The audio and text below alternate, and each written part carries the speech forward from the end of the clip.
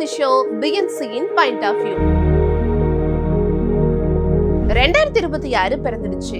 இந்த தருணத்துல இந்த ஜனவரி 3ஆம் தேதிக்கு ஒரு சிறப்பு இருக்கு. இந்த நாள்ல தான் இந்தியால ஆங்கிலேய ஆதிக்கத்திற்கு எதிராக போராடிய வீரமங்கை வேலுநாச்சியாரோட பிறந்த நாள். அது மட்டும் இல்லாம இந்தியால சமத்துவம், சமூக நீதி, பெண் கல்விக்காக போராடிய சமூக போராளி, இந்தியாவின் முதல் பெண் ஆசிரியர் சாவித்ரிபாய் பூலே பிறந்த தினம். உலக வரலாற்றுல பெண்களுக்கு அதிகாரமோ, பாராட்டோ, அங்கீகாரமோ அவ்வளவு சீக்கிரமா கிடைக்கிறது இல்ல. பெண்களால என்ன முடியும், பொம்பளை பிள்ளை படிச்சு என்ன பிரயோஜனம், இவங்களால என்ன பண்ணிட முடியும் அப்படின்னு ஏளனமா பேசுறதுதான் இந்த உலகத்தோட வழக்கம். பெண்களுக்கு எதிரா ஒரு மாபெரும் சுவரை கட்டி வச்சிருக்கு இந்த ஆன்மீக சமூகம்.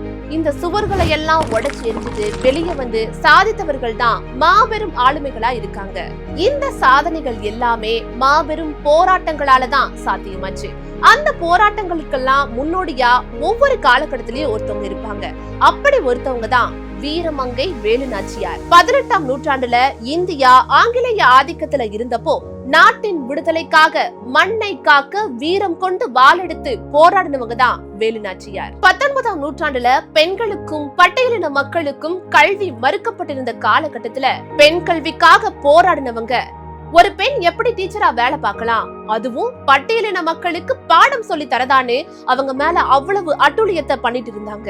அவங்க நடந்து போனாங்கன்னா அவங்க மேல மலத்தை எல்லாம் கரைச்சு ஊத்துனாங்க. அதுக்காகவே அவங்க பள்ளிக்கூடம் போகும்போது எப்பவுமே 2 ஆடைகளோட தான் போவாங்க. இவ்வளவு போராட்டத்துக்கு மத்தியிலையும் பெண்களும் பட்டியலின மக்களும் கல்வி பெறுவதற்காக ரொம்பவே போராடினாங்க. இவங்களை எல்லாம் நம்ம ஜெனரேஷன் பார்த்திருக்க மாட்டோம். ஆனா இவங்கள மாதிரியே ஒரு பேராளுமை நம்ம கூட வாழ்ந்து மறைந்திருக்காங்க. 20ஆம் நூற்றாண்டின் இறுதியில தமிழ்நாட்டில் ஆளுமை செய்த ஒப்பற்ற தலைவர் தான் புரட்சி தலைவி அம்மா ஜெயலலிதா அவர்கள். வேலுநாச்சியாரின் வீரத்தையும் சாவித்ரிபாய் பூலேவின் சமூக பார்வையையும் ஒருங்கே பெற்ற ஒரு பெண் ஆளுமையா அம்மா இருந்தாங்க.